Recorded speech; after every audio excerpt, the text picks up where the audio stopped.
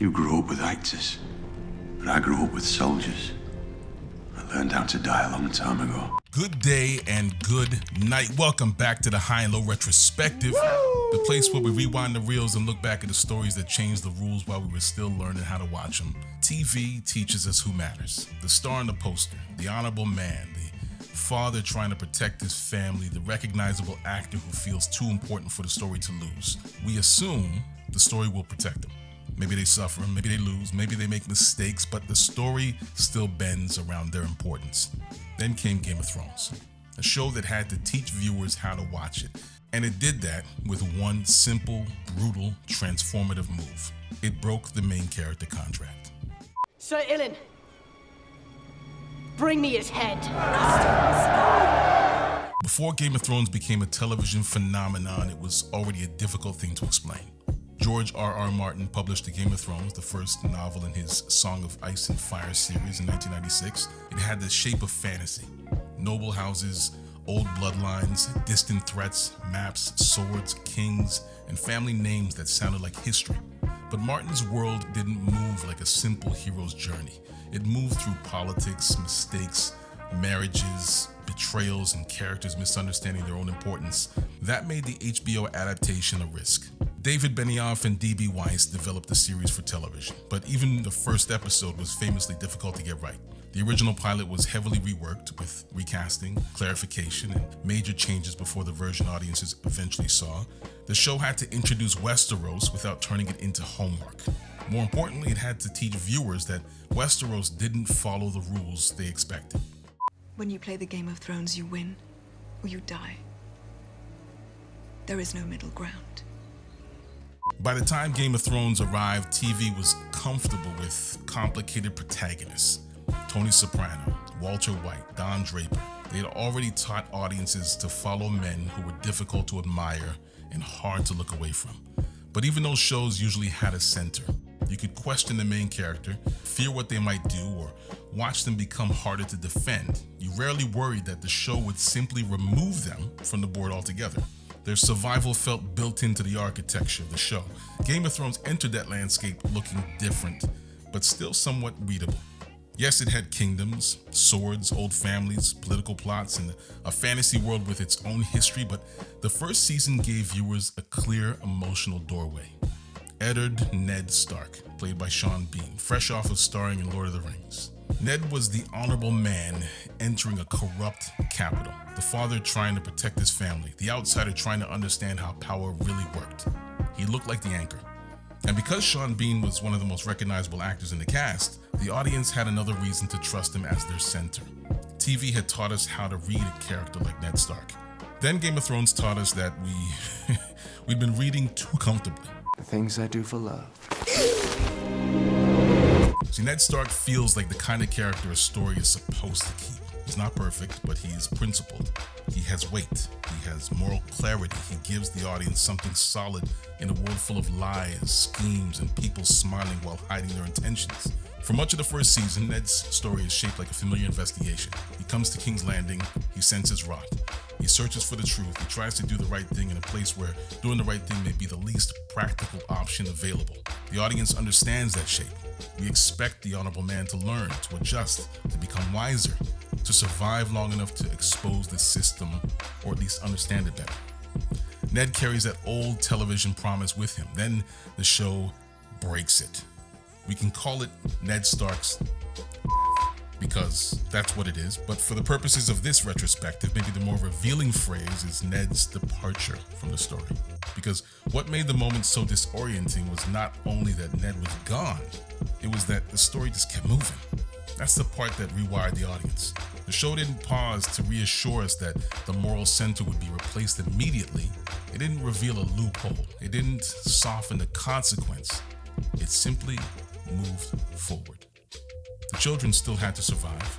The family still had to maneuver. The throne still mattered. The machinery of power kept turning. Ned felt central because we were watching through his honor, his fear, his family, and his investigation. But King's Landing didn't care that he felt central. That's the lesson. Perspective is not protection.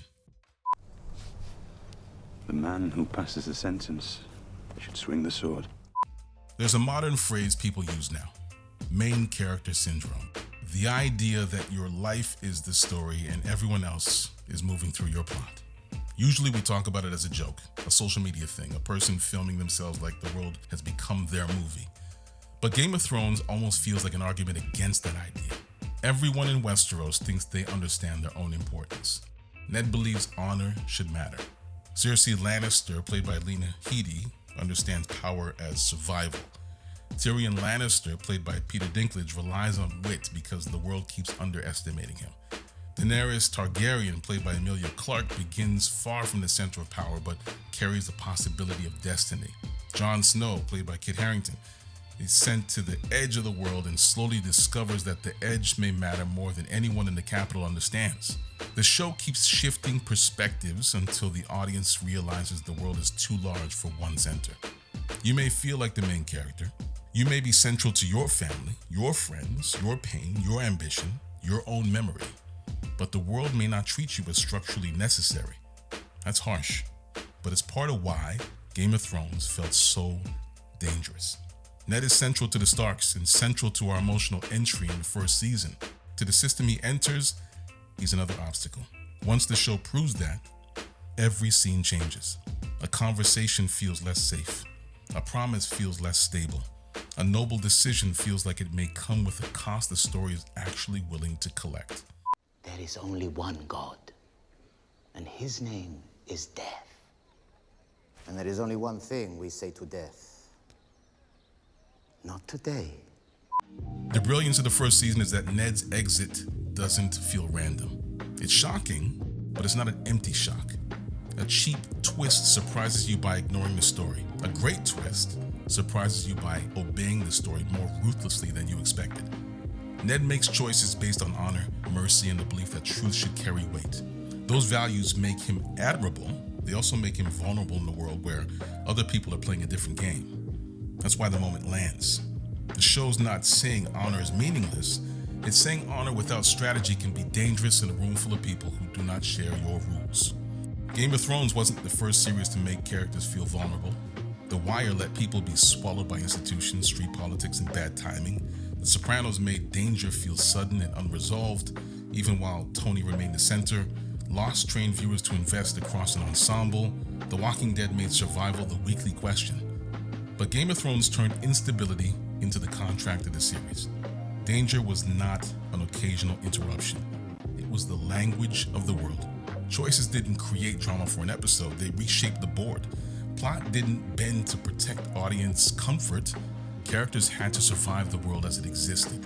And once viewers understood that, the show became addictive in a different way. You were no longer only asking what happens next. You were asking, who's this story willing to lose? Death is so final, whereas life is full of possibilities.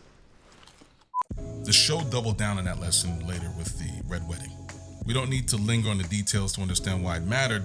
By that point, viewers had already survived Ned's departure. They knew Game of Thrones was dangerous. They knew beloved characters could fall.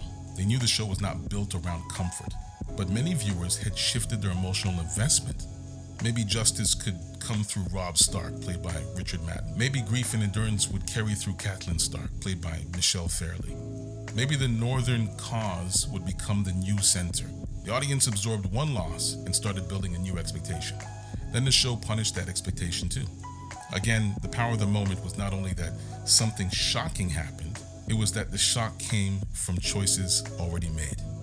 Politics, pride, broken promises, miscalculation, old insults, new alliances.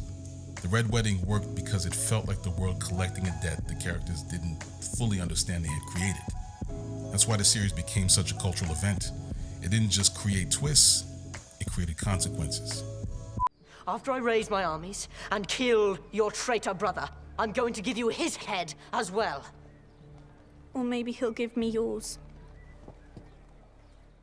That's part of what House of the Dragon now inherits. It inherits the Targaryens, the throne, the dragons, and the family conflict, but it also inherits an audience trained by Game of Thrones to expect instability.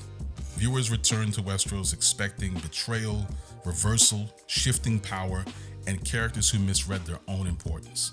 That's the burden of returning to a world famous for making viewers feel unsafe. The original series had the advantage of surprise. It taught the audience the rules while breaking them. House of the Dragon arrives after the audience already knows the grammar. Danger becomes harder once the audience knows to expect danger. That's why the lesson of early Game of Thrones still matters. The point was never to just hurt the audience. The point was to make the hurt mean something. Hollywood often gets cautious here. Main characters are marketing, posters, contracts, press tours, franchises, future seasons, audience attachment, brand stability. So mainstream storytelling often protects the center. Even when characters appear to die, audiences wait for the reversal, the fake out, the hidden survival, or the multiverse door left slightly open. But Game of Thrones proved audiences can handle instability if the story earns it. They can lose the person they thought they needed and stay invested in the world left behind. That's the real risk. Not removing a beloved character, doing it without meaning. Ned's departure worked because the show spent a full season teaching us who he was, what he believed, and why the world he entered would not bend for him. The Red Wedding worked for similar reasons. It was not chaos pretending to be depth. It was consequence arriving on schedule. Never forget what you are. The rest of the world will not. Wear it like armor, and it can never be used to hurt you. So that's a high-low retrospective on Game of Thrones, the first season. A season that changed television by teaching audiences that the story was bigger than any one character. Ned Stark looked like the center, Sean Bean's presence made him feel like the center, and then the show reminded us that feeling central and being protected are not the same thing. After Ned's departure from the story, viewers no longer watched Game of Thrones simply to see what would happen next. They watched to find out what the story was willing to take from them. And maybe that's why those early seasons still matter. They made television feel unstable again. They trusted the audience to stay with a world where choices had consequences, assumptions could collapse, and no one, no matter how important they seemed, was bigger than the story itself. Thanks for watching this one. Thanks for liking, commenting, subscribing, and sharing this around. Be sure to click the bell so you don't miss more deep dives into the shows, the movies, the moments that shaped us, and the ones that understood us a little too well. Until next time, stay critical, stay nostalgic, and remember, your meat is bloody tough.